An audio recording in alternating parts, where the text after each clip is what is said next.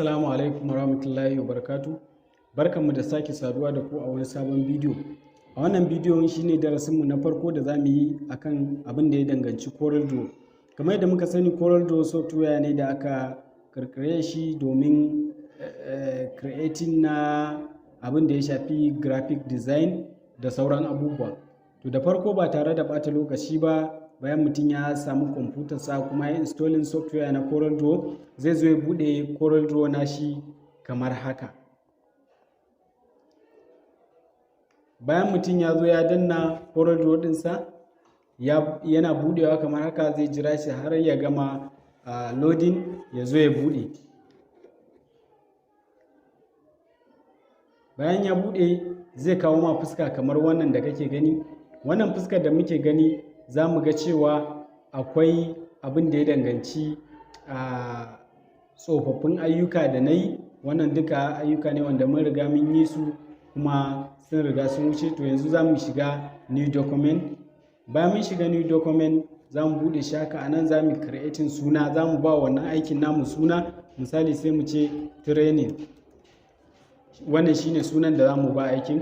Sai mu zo kawai mu danna OK. To da mun danna OK zai kawo mu feji kamar haka. A nan za mu ga abubuwa nan a nan, ba kamar Microsoft ko Excel ba. To wayannan abubuwan su ne yawancin abubuwan da aka fi amfani da su a Coreldraw wajen design da sauran abubuwa. Za mu ɗau ɗaya bayan ɗaya ko wasu daga cikinsu domin mu ga amfaninsu a takaice kafin mu zo kuma mu fara aiki da su. Na farko akwai wannan shine ake kira Pick Tool. Pick Tool yana da ayyuka da dama. Ma'ana aikinsa ba aiki ɗaya ba, ba aiki biyu ba, ba uku ba da sauransu. Amma yanzu zan kawo uku ko huɗu daga ciki. Daga ciki, bayan mutum ya danna Pick Tool, yana iya zuwa ya canja wannan abun guri. Wanda in baka danna Pick Tool ba, ba da za ka zo ka danna ko in ce ka canja wa wani abu guri, dole sai da Pick Tool. Na biyu, Selecting. Misali ina son zaɓi wannan da wannan da wannan. Duka ga su nan, ina son matsar da su a lokaci ɗaya, zan zo in yi haka. To na yi selecting wa'annan guda hudun, kun gani ga su nan guda hudu ne suke matsawa. Na uku shine rotating. Yanzu misali sai na zo na yi clicking akan wannan. To ina ƙara clicking a kansa, zai bani gurin da zan iya juya shi in yi rotating na shi. An gani? Maimakon da yana kamar wannan, amma yanzu gashi ya koma kamar wannan. Na hudu shine yanzu misali idan ne ƙara dannawa kan shi kamar yadda zai mun rotating, to a nan idan na kama wannan na ja, shi kuma zai ɗan karkatar da shi kamar yadda dai kuke gani a takaice.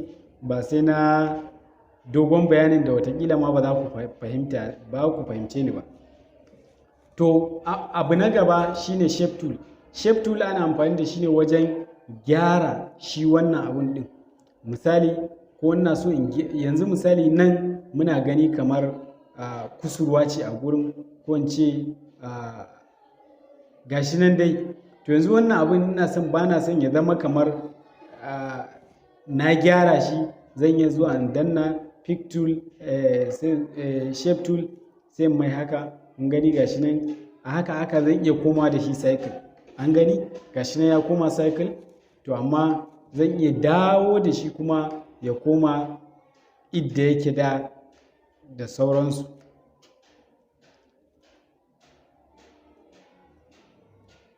Gashi nan ya koma idda yake da. To haka da sauran wayan abubuwan. Na uku shine cropping. Cropping shine yanka abu. Misali ina so in yanke wannan, zan zo kawai danna crop. To shikenan ya yanka, ya bar shi iya wannan. Kun gani? Zan ɗauke shi iya wannan, na riga na yanka shi kenan. Sai wannan shine zooming. Yanzu misali sai na zo ne haka. Yanzu misali sai na zo zooming. Ina so nan gurin, ai ido na baya ganin sa yadda ya kamata. To ina so in matso da shi in gan shi da kyau. To zan iya kawai in haka. Kun ga gashi nan ya matso sosai. In ma wani abin ne zan iya zana a ciki ko in yi ko wani makamancin haka, wanda in na matsar da shi kuma ba zan iya yin zane a ciki saboda kankantarsa ba. Sai wannan shine freehand tool. Shi wannan freehand tool ana amfani da shi ne wajen yin abin da ya danganci layi.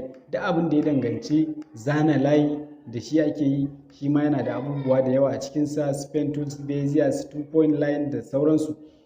Sai na gaba shine Artist Media, shi ma wani abu ne da ake amfani da shi wajen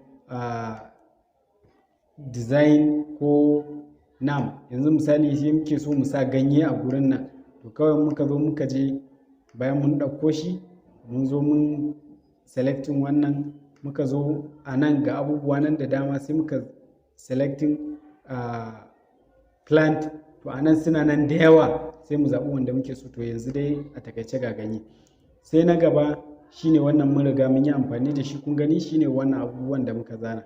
Sai wannan shine cycle, shi ma ba mun zana ba, 0 ko O, wannan shine.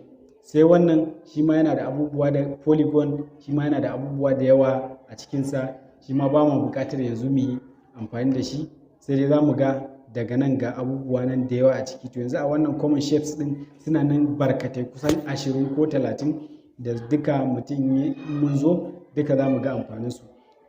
Sai test shine rubutu. Yanzu misali sai na zo nake so in yi rubutu,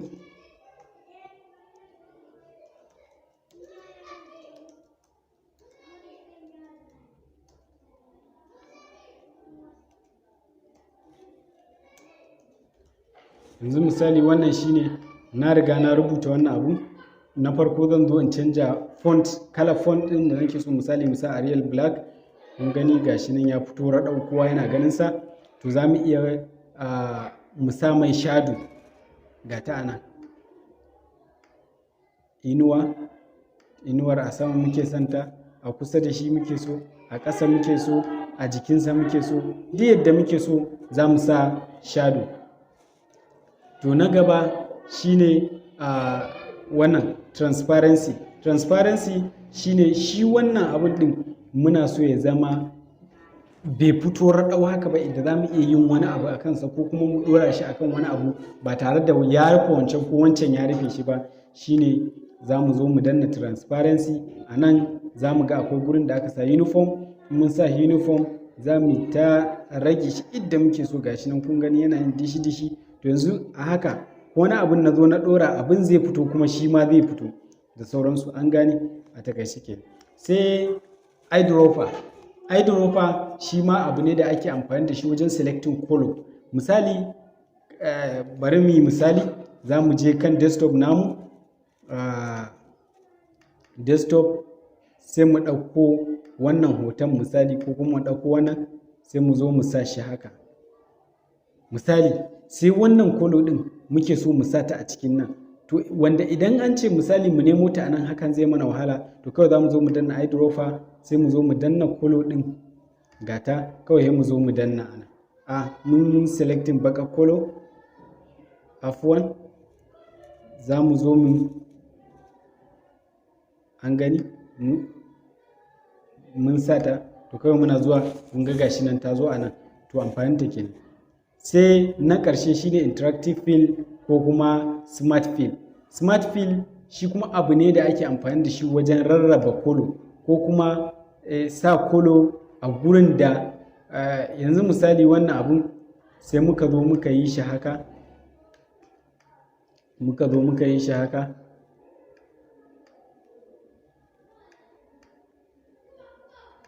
to a nan gurin za mu iya ya zama nan kolo ɗin shi daban, nan kolo ɗin shi daban. Yanzu misali sai mu zo mu sa smart fill za mu iya mu sa wa nan kolo daban, nan kolo daban, nan kolo daban, nan kolo daban, nan kolo daban, nan kolo daban.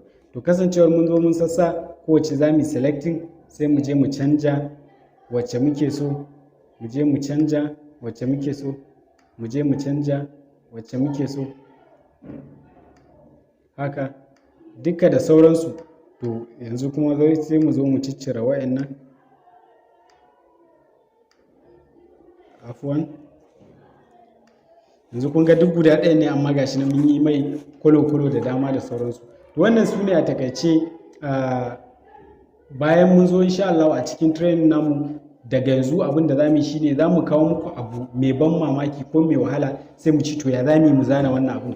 to wajen hanyar da za mu bi mu zana shi insha Allah dukka za mu ga hanyoyin da za mu bi domin mu yi amfani da wayannan abubuwan a takaice. Wannan shine ƙarshen bidiyon mu. Mun gode sosai da bibiyan mu a wannan channel mai suna Sakafa Tech. Ga wanda ba su mana subscribing ba su taimaka su mana subscribing, wanda kuma suka yi su yi liking sannan su danna ƙararrawa domin samun sababbin bidiyoyinmu da zarar mun ɗora. Mun gode.